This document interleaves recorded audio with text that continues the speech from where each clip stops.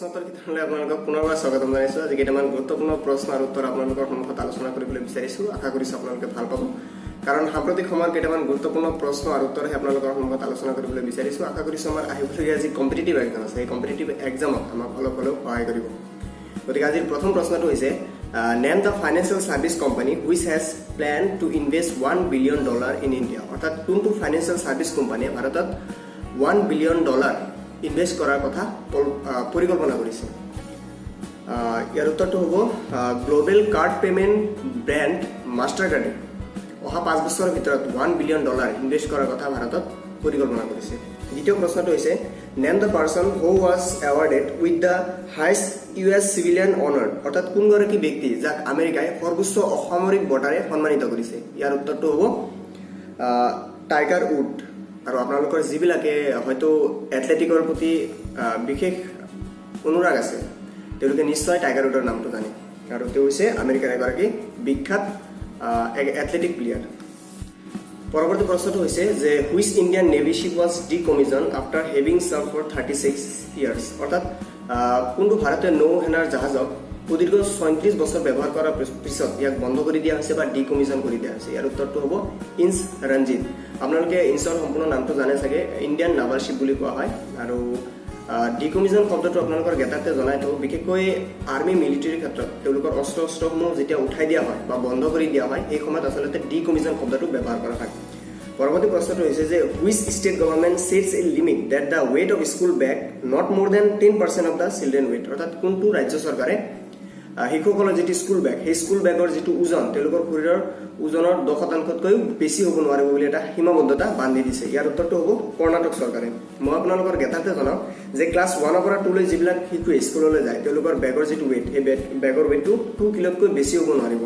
আৰু ক্লাছ 3 পৰা 5 লৈ যিবিলাক ল'ৰা ছোৱালী স্কুললৈ যায় তেওঁলোকৰ বেগৰ যিটো ৱেইট, সেই বেগৰ ৱেইটটো 2 পৰা 3 কিলোৰ ভিতৰত হ'ব লাগিব। আৰু ক্লাছ 9 পৰা 10 লৈ যিবিলাক ল'ৰা ছোৱালী স্কুললৈ যায় তেওঁলোকৰ বেগৰ যিটো ৱেইট সেইটো হ'ব লাগিব 4 পৰা 5 কিলোৰ ভিতৰত। পৰৱৰ্তী প্ৰশ্নটো হৈছে world athletics day 2019 was observe on which date. ইয়াৰ উত্তৰটো হ'ব 7 মে তাৰিখে। আৰু আপোনালোকৰ জ্ঞাতাৰ্থে জনাওঁ যে বিশ্ব এথলেটিক দিৱস 1996 চনৰ 7 মে তাৰিখৰ পৰা পালন কৰি অহা হৈছে। পৰৱৰ্তী প্ৰশ্নটো হৈছে যে world red cross day is observe every year on May 8। The theme of this year is 2019 what. অৰ্থাৎ আপোনালোকে জানে যে প্ৰতি বছৰৰ 8 মে তাৰিখে বিশ্ব ৰেড ক্ৰছ ডে বা ৰেড ক্ৰছ দিৱস পালন কৰা হয়। আৰু ইয়াৰ যিটো থিম সেইটো প্ৰতি বছৰে চেঞ্জ হয়। গতিকে 2019 চনৰো এটা থিম আছে, আৰু সেই থিমটো আচলতে কি হ'ব? ইয়াৰ উত্তৰটো হ'ব লাভ, মৰম, ভাল পোৱা বা প্ৰীতি বা অনুৰাগ। আৰু আপোনালোকৰ জ্ঞাতাৰ্থে জনাই থওঁ যে হেনৰি ডুনেণ্টৰ যিটো জন্মদিন, সেই জন্মদিন হিচাপে আচলতে ৰেড ক্ৰছ দিৱসটো পালন কৰা হয়। আৰু ইয়াক প্ৰতিষ্ঠা কৰা হৈছিল 1863 চনত ছুইজাৰলেণ্ডৰ জেনেভাত। পৰৱৰ্তী প্ৰশ্নটো হৈছে যে which nation has launch Ramzan campaign to benefit over 2.5 million people in Yemen. অৰ্থাৎ কোনটো ৰাষ্ট্ৰই ৰমজান কেম্পেইন নামৰ এটা কাৰ্যসূচী গ্ৰহণ কৰিছে, আৰু বিশেষকৈ য়েমেনৰ যিবিলাক দৰিদ্ৰ মানুহ আছে সেই মানুহবিলাকক সহায় কৰাৰ উদ্দেশ্যে প্ৰায় 2.5 মিলিয়ন মানুহক সহায় কৰাৰ উদ্দেশ্যে তেওঁলোকে এই কাৰ্যসূচীটো গ্ৰহণ কৰিছে। গতিকে সেই ৰাষ্ট্ৰটোৰ নামটো কি? ইয়াৰ উত্তৰটো হ'ব ইউনাইটেড আৰব এমিৰেটছ। পৰৱৰ্তী প্ৰশ্নটো হৈছে যে which country sign with India to produce film on the life of Mujibur Rahman. আপোনালোকে মুজিবুৰৰ নামটো শুনিছে, গতিকে ইয়াৰ উত্তৰটো অভিয়াছলি বাংলাদেশে হ'ব। আৰু আপোনালোকে জ্ঞাতাৰ্থে জনাই থওঁ যে ভাৰত আৰু বাংলাদেশ চৰকাৰে যুটীয়াভাৱে এখন চিনেমা প্ৰস্তুত কৰিবলৈ গৈ আছে। আৰু বিশেষকৈ বাংলাদেশ বন্ধু বুলি জনাজাত শ্বেখ মুজিবুৰ ৰহমানৰ জীৱনৰ আধাৰত চিনেমাটো নিৰ্মাণ কৰা হ'ব। আৰু লগতে ইয়াক আন এটা ভিত্তি হিচাপে লোৱা হৈছে, সেইটো হৈছে বাংলাদেশৰ যিটো 1971 চনৰ যিটো লিবাৰেশ্যন ৱাৰ হৈছিল, মানে সেই লিবাৰেশ্যনৰ যিটো বিষয়বস্তু সেইটো এই চিনেমাটোত অন্তৰ্ভুক্ত কৰা হ'ব। পৰৱৰ্তী প্ৰশ্নটো হৈছে যে international no' diet day was observe on which date. ইয়াৰ উত্তৰটো হ'ব 6 মে। আৰু আপোনালোকৰ জ্ঞাতাৰ্থে জনাই থওঁ যে ইণ্টাৰনেশ্যনেল ন' ডায়েট ডে পালন কৰি অহা হৈছে 1992 চনৰ 6 মেৰ পৰা।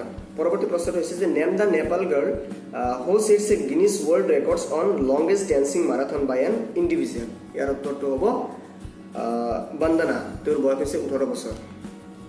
পৰৱৰ্তী প্ৰশ্নটো হৈছে Virat Kohli and Anushka Sharma has appointed as the first brand ambassador of which e-commerce company. ইয়াৰ উত্তৰটো হ'ব মিন্ত্ৰা। মিন্ত্ৰা আপোনালোকৰ শুনিছে মিন্ত্ৰা নাম, আৰু মিন্ত্ৰা ফ্লিপকাৰ্ট আৰু এমাজনৰ দৰে এটা ই-কমাৰ্চ কোম্পানী। পৰৱৰ্তী প্ৰশ্নটো হৈছে যে with which country India is joint working group on counter terrorism.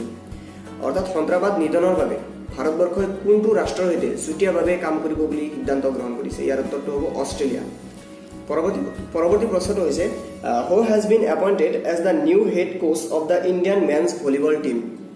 অৰ্থাৎ ভাৰতীয় ভলীবল টিমৰ অলপতে নতুন হেড কোচাৰ হিচাপে নিযুক্তি কৰা হৈছে, সেই মানুহজনৰ নামটো কি? ইয়াৰ উত্তৰটো হ'ব ড্ৰেগন মিহাইলোভিচ। পৰৱৰ্তী প্ৰশ্নটো হৈছে যে cyclone funny has hits Orissa and Bangladesh recently. So the question is which country has suggested the name for the first time cyclone Fani? ইয়াৰ উত্তৰটো হ'ব বাংলাদেশ। আৰু আপোনালোকৰ জ্ঞাতাৰ্থে জনাই থব যে চাইক্লনৰ যিটো পাৰ্পজ মানে ধুমুহাৰ যি প্ৰভাৱ, সেই প্ৰভাৱৰ ওপৰত ভিত্তি কৰি এছিয়াৰ 8খন ৰাষ্ট্ৰ একেলগ হৈছিল। তাৰ ভিতৰত আছিল Bangladesh, Myanmar, Sri Lanka, Bharat, women, Thailand আদি এনেকুৱা ধৰণৰ 8খন ৰাষ্ট্ৰই একত্ৰিত হৈছিল, আৰু একত্ৰিত হৈ তেওঁলোকে 64টা নাম সাজেষ্ট কৰিছিল। আৰু সেই 64টা নামৰ ভিতৰত বাংলাদেশে ফণী বা ফেনী নামৰ এটা নাম প্ৰস্তাৱিত কৰিছিল, আৰু সেই নামটো সন্তোষজনক নাম হিচাপে বিবেচনা কৰা হয়। পৰৱৰ্তী সময়ত যি ধুমুহা, এই অলপ আগতে যিটো ধুমুহা আমাৰ ভাৰতত হৈ গ'ল, ভাৰতত আৰম্ভ হৈ বাংলাদেশত হৈ অসমত প্ৰৱেশ কৰিছিল, সেই ধুমুহাটোৰ নাম ফণী বা ফেনী নামেৰে নামকৰণ কৰা হয়। পৰৱৰ্তী প্ৰশ্নটো হৈছে যে when did national sports day 2019 observe.